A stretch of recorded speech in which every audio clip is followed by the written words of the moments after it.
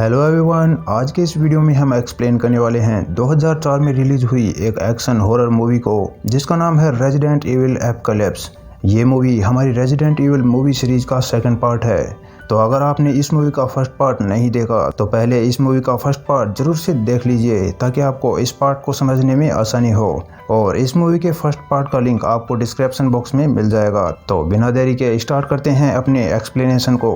Movie की starting में हमें रैकून शहर को दिखाया जाता है जहां सब कुछ नॉर्मल होता है क्योंकि अभी तक किसी को भी टी वायरस के बारे में पता नहीं होता। इसके बाद कुछ साइंटिस्ट को दिखाया जाता है जो कि हाइव लैब में वायरस की मात्रा को चेक करने जाते हैं, लेकिन वे जैसे ही लैब का गेट ओपन करके अंदर जाते हैं तो उन्हें वायरस डिटेक्टिव डिवाइस से पता चलता है कि वायरस से इन्फेक्टेड काफी जीव उनकी तरफ तेजी से बढ़ रहे हैं और फिर अचानक से कोई चीज उन पर अटैक कर देती है। इसके कुछ टाइम बाद रैकून शहर को दिखाया जाता है जहां पर अब लोग एक दूसरे को मारने लगते हैं, जिसका मतलब था कि लैब का गेट खोलने की वजह से वायरस शहर में फैल चुका था और लोग ज़ॉम्बीज में बदलने लगे थे। फिर एक पुलिस स्टेशन को दिखाया जाता है जहां पर ज़ॉम्बीज लोगों को काटने लगते हैं, लेकिन तभी एक लेडी इंस्पेक्टर जिसका नाम जिल होता है वो एक एक करके उन सब ज़ॉम्बीज को मारने लगती है। उन ज़ॉम्बीज को मारने के बाद वो अपने एक साथी से कहती है कि मैं ये शहर छोड़कर जा रही हूँ और जितना जल्दी हो सके तुम भी यहाँ से निकल जाओ। इसके बाद अम्ब्रेला कॉर्पोरेशन के काफी ऑफिसर्स टी वायरस प्रोग्राम से जुड़े सभी साइंटिस्ट को वापस अपने साथ ले जाने लगते हैं। उनमें से ही कुछ officers doctor Charles S Ford और उसकी बेटी एंजेला को भी अपने साथ ले जाने लगते हैं क्योंकि डॉक्टर चार्ल्स ने ही टी वायरस और हाइव के advance computer program red queen को डिजाइन किया था। लेकिन जब वे ऑफिसर्स डॉक्टर की बेटी को अपने साथ ले जा रहे होते हैं तो रास्ते में ही उनकी गाड़ी का एक्सीडेंट हो जाता है। इसके बाद हमें अम्ब्रेला कॉर्पोरेशन के एक high level officer major Tom Ken को दिखाया जाता है जो एलिस प्रोग्राम को एक्टिवेट कर देता है और एलिस को होश आ जाता है। अब इससे साफ जाहिर था कि एलिस को किसी खास मकसद के लिए तैयार किया गया था। फिर एलिस लैब से बाहर आ जाती है और बाहर आकर वो देखती है कि वायरस की वजह से पूरा शहर तबाह हो चुका था। फिर हमें रैकून शहर से बाहर जाने वाले ब्रिज को दिखाया जाता है जहां पर शहर के सभी लोग आ जाते हैं क्योंकि अम्ब्रेला कॉर्पोरेशन ने शहर को चारों तरफ से सील कर दिया था ताकि वायरस दूसरे शहरों तक ना पहुंच सके। ब्रिज के रास्ते वे ऑफिसर्स केवल उन्हीं लोगों को जाने दे रहे थे जो कि वायरस से इन्फेक्टेड नहीं थे, लेकिन तभी वहां पर वायरस से इन्फेक्टेड एक आदमी आ जाता है और जिल के दोस्त पैट्रॉन को काट लेता है और जिल उस इन्फेक्टेड आदमी को मार देती है।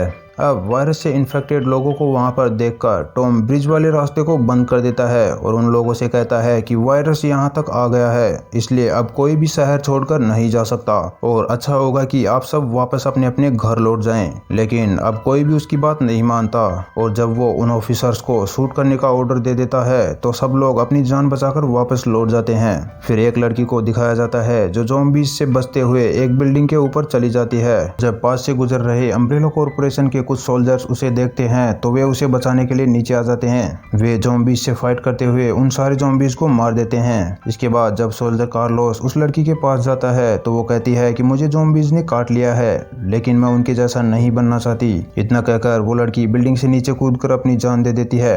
फिर टॉम डॉक्टर चार्ल्स को हेलीकॉप्टर में बैठने के लिए कहता है क्योंकि उसके सुपीरियर का ऑर्डर था कि वो उन सब साइंटिस्ट को वहां से सेफली अम्ब्रेला कॉर्पोरेशन की दूसरी लैब में ले आए, लेकिन डॉक्टर उससे कहता है कि जब तक मेरी बेटी नहीं आती मैं यहाँ से कहीं नहीं जाऊंगा। फिर टॉम वहां से चला जाता है और उसके बाद डॉक्टर चार्ल्स अम्ब्रेला कॉर्पोरेशन के सर्वर को हैक करके अपनी बेटी को शहर में लगे सीसीटीवी के जरिए ढूंढने लगता है। तब एलिस को दिखाया जाता है जो कपड़ों की एक शॉप में से कुछ अच्छे कपड़े पहन लेती है, लेकिन तभी उसे पास्ट की कुछ मेमोरीज दिखाई देती है जिसमें उसे याद आता है कि हाइव लैब से निकलने के बाद साइंटिस्ट ने उसे और मैट को पकड़ लिया था और बाद में साइंटिस्ट ने उसकी बॉडी में काफी मात्रा में टी वायरस भी इंजेक्ट कर दिया था, लेकिन फिर भी एलिस की बॉडी पर इस वायरस का कोई भी नेगेटिव इफेक्ट नहीं होता। इसके बाद जिल, पैट्रॉन और एक न्यूज रिपोर्टर को दिखाया जाता है जो ज़ॉम्बीज से बचने के लिए एक चर्च में चले जाते हैं। वहां पर एक आदमी उन पर गन तानकर कहता है कि इस जगह का पता मैंने लगाया है, इसलिए तुम सब यहाँ से निकल जाओ। तब वे उसे कहते हैं कि हम सब यहाँ पर छुप सकते हैं, इसलिए वो आदमी गन नीचे कर लेता है।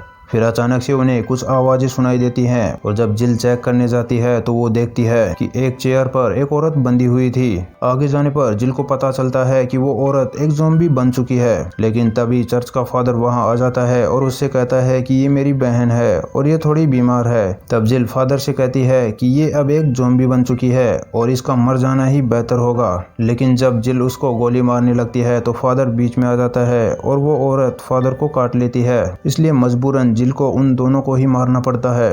इसके बाद चर्च में एक भयानक क्रीचर आ जाता है जिससे वे सब काफी डर जाते हैं।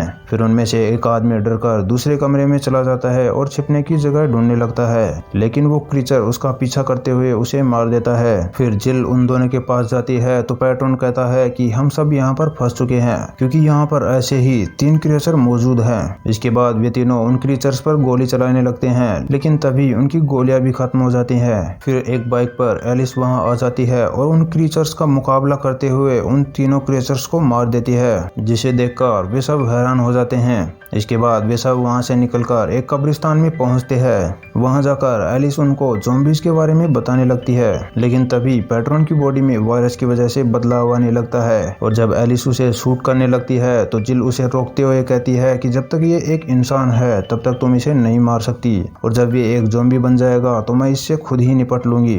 थोड़ी देर बाद कब्रिस्तान की कब्रों में से ज़ॉम्बीज़ बाहर निकलने लगते हैं और एक ज़ॉम्बी न्यूज़ रिपोर्टर को पकड़ लेता है। तब एलिस उसे बचा लेती है और वे सब उन ज़ॉम्बीज़ से फाइट करते हुए आगे चले जाते हैं। फिर अम्ब्रेला कंपनी को दिखाया जाता है जहां पर कुछ ऑफिसर्स टॉम को कहते हैं कि टी वायरस का खतरा और भी ज्यादा बढ़ गया है। तब टॉम नेमेसिस प्रोग्राम को एक्टिवेट कर देता है जिससे नेमेसिस नाम का एक जीव जिंदा हो जाता है, और थोड़ी देर बाद टॉम एक हेलीकॉप्टर के जरिए हॉस्पिटल में नेमेसिस के लिए कुछ हथियार भी पहुंचा देता है। इसके बाद कार्लोस और उसके साथियों को दिखाया जाता है जो उन ज़ॉम्बीज़ का मुकाबला कर रहे होते हैं, लेकिन तभी उनके एक सोल्जर को ज़ॉम्बी काट लेता है। फिर जब वे उस हेलीकॉप्टर को देखते हैं तो वे उसे रुकने का इशारा करने लगते हैं, लेकिन वो हेलीकॉप्टर बॉक्स डालकर वहां से वापस चला जाता है। जब वे हॉस्पिटल के अंदर जाकर देखते हैं तो उन्हें पता चलता है कि ये बॉक्स उनके लिए नहीं बल्कि किसी और के लिए भेजे गए हैं। इतनी ही देर में उनका साथी ज़ॉम्बी बन जाता है और कार्लोस को काट लेता है, इसलिए वो उसे शूट कर देता है। जब एलिस और बाकी लोग वहां से जा रहे होते हैं तो काफी देर से उन पर नजर रखे हुए डॉक्टर चार्ल्स पास वाले टेलीफोन बूथ पर कॉल करता है, और जब एलिस उससे बात करती है तो डॉक्टर कहता है कि मैं तुम सबको यहाँ से सेफली बाहर निकाल सकता हूँ, लेकिन इसके लिए पहले तुम्हें मेरी बेटी एंजेला को बचाना होगा जो कि पास वाले स्कूल में है। अब क्योंकि उनके पास कोई और रास्ता नहीं होता इसलिए एलिस उसकी बात मान लेती है और वे सब एंजेला को बचाने की तैयारी करने लगते हैं।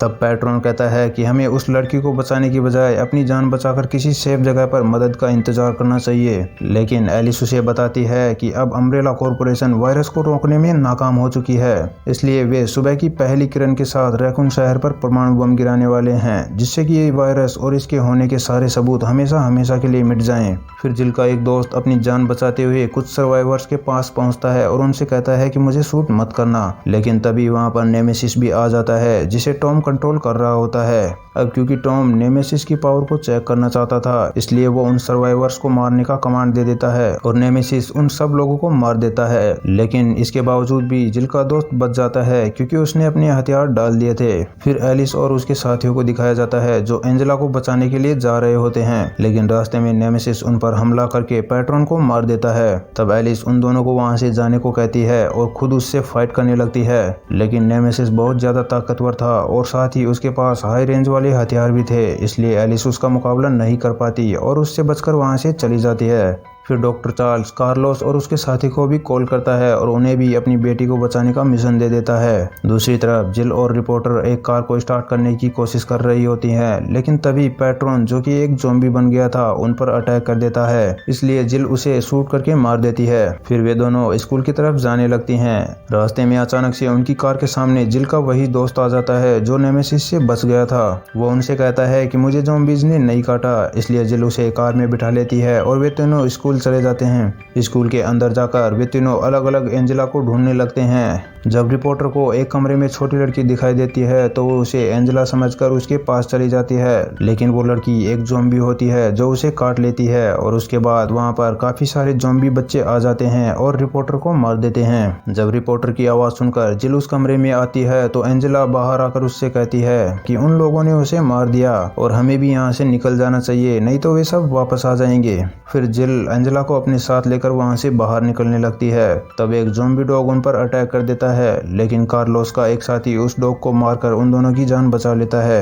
थोड़ी देर बाद एक दूसरा ज़ॉम्बी डॉग कार्लोस के साथी पर अटैक कर देता है, जिससे बचने की वो पूरी कोशिश करता है, लेकिन तभी वहां पर एक और ज़ॉम्बी डॉग आ जाता है और उसे मार देता है। वहीं दूसरी ओर जिल एंजेला को लेकर उस बिल्डिंग के एग्जिट पर पहुंचती है, लेकिन गेट बंद होता है। फिर वहां पर कुछ और ज़ॉम्बी डॉग्स आ जाते हैं। उन डॉग्स से बचने के लिए जिल वहां की गैस को ऑन कर देती है और बाहर निकलते टाइम एक लाइटर जलाकर अंदर फेंक देती है, लेकिन लाइटर पहले ही बुझ जाता है। फिर एलिस वहां आ जाती है और एक जलती हुई सिगरेट अंदर फेंक देती है, जिससे वे डॉग्स मारे जाते हैं। थोड़ी देर बाद कार्लोस भी वहां आ जाता है और वे सब एक दूसरे को अपने बारे में बताने लगते हैं। फिर एंजेला को चेक करते वक्त एलिस को उसके बैग से टी वायरस का एंटीडोट मिलता है, और जब एलिस उससे एंटीडोट के बारे में पूछती है तो वो कहती है ये मुझे मेरे पिता ने दिया है। वो उनको बताती है कि मैं बचपन में बैसाखियों के सहारे चलती थी और मेरे पापा ये बिल्कुल भी नहीं चाहते थे कि मैं उनकी तरह व्हील चेयर के सहारे अपनी पूरी जिंदगी बिताऊं, इसलिए उन्होंने मुझे ठीक करने के लिए टी वायरस नाम की एक दवा बनाई, लेकिन कंपनी वालों ने उनसे वो फॉर्मूला छीन लिया। इसके बाद वहां से वापस जाते वक्त डॉक्टर उनके पास फिर से कॉल करता है। वो एलिस से कहता है कि मेरी बेटी से बात कराओ। तब एलिस उसकी एंजेला से बात करवाती है। इसके बाद एलिस कहती है कि हमें यहाँ से बाहर निकलने का रास्ता बताओ। तब डॉक्टर कहता है कि यहाँ से कुछ दूर टाउन हॉल में एक हेलीकॉप्टर है जो लगभग 47 मिनट में यहाँ से रवाना होगा। उस हेलीकॉप्टर में तुम सब आसानी से घुस सकते हो, इसलिए जल्दी से वहाँ पर पहुँचो, क्योंकि रैकून शहर की तबाही से पहले बाहर जाने वाला वो आखिरी हेलीकॉप्टर है। जब डॉक्टर उनसे बात कर ही रहा होता है तो टॉम वहां पर आ जाता है और उसके कंप्यूटर का सर्वर ब्लॉक कर देता है। फिर वे सब उस डॉक्टर की बताई हुई जगह पर जाने लगते हैं और रास्ते में एलिस कार्लोस को एंटीडोट भी लगा देती है। वहां पहुंचने पर वे देखते हैं कि हेलीकॉप्टर के पास काफी टाइट सिक्योरिटी है। तब कार्लोस और जिल उन गार्ड्स से फाइट करते हुए आगे बढ़ने लगते हैं, लेकिन बिल्डिंग के ऊपर एक स्नाइपर उन पर नजर रखे हुए था, और जब वो कार्लोस को शूट करने वाला होता है तो एलिस उस आदमी को बेहोश कर देती है। इसके बाद एलिस रस्सी के सहारे नीचे जाती है और बाकी के बचे हुए गार्ड्स को भी मार देती है। फिर वे सब हेलीकॉप्टर के अंदर जाते हैं, लेकिन तभी एलिस को कुछ विजन्स आते हैं और वो कहती है कि जल्दी से यहाँ से निकलो। लेकिन तभी टॉम वहाँ आ जाता है और एंजेला पर गन तान लेता है, क्योंकि डॉक्टर चार्ल्स के जरिए उसे उनके यहाँ आने के बारे में पता चल गया था। इसके बाद टॉम उन सबको बांध देता है और एलिस को नेमेसिस से फाइट करने के लिए कहता है, क्योंकि टॉम देखना चाहता था कि इन दोनों में से कौन ज्यादा ताकतवर है, लेकिन एलिस उससे फाइट करने के लिए मना कर देती है। तब टॉम डॉक्टर चार्ल्स को गोली मार देता है और उससे कहता है कि ये डॉक्टर मेरे लिए बहुत इंपॉर्टेंट था, लेकिन फिर भी मैंने इसे मार दिया, और तुम्हारे दोस्त तो मेरे लिए कचरे के बराबर है, इसलिए अगर तुम इन सबको जिंदा देखना चाहती हो तो नेमेसिस से फाइट करो। अब एलिस उन सब की जान बचाने के लिए फाइट करने के लिए तैयार हो जाती है और नेमेसिस से फाइट करने लगती है। हालांकि नेमेसिस को टॉम के एम्प्लॉइज कंट्रोल कर रहे थे, लेकिन फिर भी एलिस नेमेसिस पर भारी पड़ने लगती है और फाइट के दौरान एक लोहे की रोड नेमेसिस की बॉडी के आर पार हो जाती है। तब एलिस को पास्ट की कुछ विजन्स आते हैं और उसे याद आता है कि नेमेसिस कोई और नहीं बल्कि मैट ही है। दरअसल मैट इस मूवी के पिछले पार्ट में एलिस का एक सर्वाइवर साथी होता है, लेकिन वो टी वायरस से इन्फेक्टेड हो जाता है, इसलिए अम्ब्रेला कॉर्पोरेशन ने उस पर कई एक्सपेरिमेंट करके उसे एक क्रिएचर में बदल दिया था। अब क्योंकि एलिस को पता चल चुका था कि नेमेसिस ही मैट है, इसलिए वो उससे इस सब के लिए माफी मांगने लगती है। तब टॉम एलिस से कहता है कि जल्दी से इसे खत्म करो और मेरे साथ चलो, क्योंकि मेरी मदद से तुम इन इंसानों से काफी आगे पहुंच सकती हो, लेकिन एलिस उसे मना कर देती है। फिर टॉम हेलीकॉप्टर की तरफ जाने लगता है और नेमेसिस को उसे मारने का ऑर्डर दे देता है। फिर नेमेसिस मशीन गन उठाता है और उसी के गार्ड्स को मारने लगता है, क्योंकि अब उसकी बॉडी पर उसके खुद का कंट्रोल हो जाता है। दूसरी ओर जिल का एक साथी हेलीकॉप्टर में टॉम को बेहोश कर देता है। इसके बाद जिल और कार्लोस भी खुद को आजाद करके उन गार्ड्स से फाइट करने लगते हैं, लेकिन तब दो हेलीकॉप्टर्स एलिस पर गोलियां चलाने लगते हैं। फिर मैट यानी कि नेमेसिस उन पर मिसाइल चलाकर एलिस को तो बचा लेता है, लेकिन इसमें वो खुद मारा जाता है। इसके बाद वे सब हेलीकॉप्टर में चले जाते हैं और एलिस टॉम को हेलीकॉप्टर से नीचे उन ज़ॉम्बीज के बीच गिरा देती है। जब ज़ॉम्बीज उसकी तरफ बढ़ने लगते हैं तो वो खुद को शूट करने की कोशिश करता है, लेकिन यहाँ उसकी गन भी उसका साथ छोड़ देती है और ज़ॉम्बीज उसे नोच नोच कर खा जाते हैं। इसके बाद रैकून शहर पर परमाणु बम गिरा दिया जाता है और उस परमाणु बम की वेव्स इतनी ज्यादा होती है जिससे कि उनके हेलीकॉप्टर का बैलेंस बिगड़ जाता है और वो क्रैश हो जाता है। अगली सुबह अम्ब्रेला कॉर्पोरेशन के कुछ ऑफिसर्स उनको ढूंढते हुए उस वाटरफॉल के पास आते हैं जहां पर उनका हेलीकॉप्टर क्रैश हुआ था, लेकिन वहां पर उनको एलिस की डेड बॉडी के अलावा कुछ भी नहीं मिलता। इसके बाद डॉक्टर आइजैक एलिस की डेड बॉडी को अम्ब्रेला कॉर्पोरेशन की लैब में ले जाता है और टी वायरस से उसे फिर से जिंदा कर देता है। तब डॉक्टर आइजैक एलिस से उसका नाम पूछता है, लेकिन उसे कुछ भी याद नहीं होता क्योंकि एलिस अब एक नए जन्मे बच्चे की तरह होती है। थोड़ी देर बाद जब एलिस अपने दिमाग पर स्ट्रेस देती है और याद करने की कोशिश करती है तो उसे सब कुछ याद आ जाता है और फिर वो उन गार्ड्स से फाइट करते हुए लैब से बाहर चली जाती है। लेकिन लैब के गेट पर काफी गार्ड्स उसे पकड़ लेते हैं, लेकिन तभी एलिस के साथी फेक गार्ड्स बनकर वहां पर आ जाते हैं और उसे वहां से अपने साथ ले जाते हैं। फिर जब लैब के चेक पोस्ट पर गार्ड्स उन्हें रोकते हैं तो डॉक्टर आइजैक कहता है कि उनको जाने दो। अब डॉक्टर एलिस को वहां से इसीलिए जाने देता है क्योंकि उसने एलिस की बॉडी में प्रोग्राम फिट कर दिया था जिससे कि वो एलिस पर हर पल नजर रखने के साथ ही उसे कंट्रोल भी कर सकता था। और इसी के साथ ये मूवी यहीं पर एंड हो जाती है। तो अगर आपको इस मूवी का एक्सप्लेनेशन अच्छा लगा हो तो वीडियो को एक लाइक जरूर से कर दीजिएगा और साथ ही अगर आप इस चैनल पर नए हैं तो चैनल को सब्सक्राइब करके घंटे को भी दबा देना ताकि आपको हमारे न्यू एक्सप्लेनेशन वीडियोस की नोटिफिकेशन सबसे पहले मिल सके। और अगर आपने अभी तक इस मूवी का फर्स्ट पार्ट नहीं देखा तो उसका लिंक आपको डिस्क्रिप्शन बॉक्स में मिल जाएगा। तो फिलहाल मुझे दीजिए इजाजत, मैं मिलता हूँ आपसे एक और जबरदस्त मूवी की एक्सप्लेनेशन वीडियो के साथ। तब तक के लिए keep smiling, take care and Jai Hind.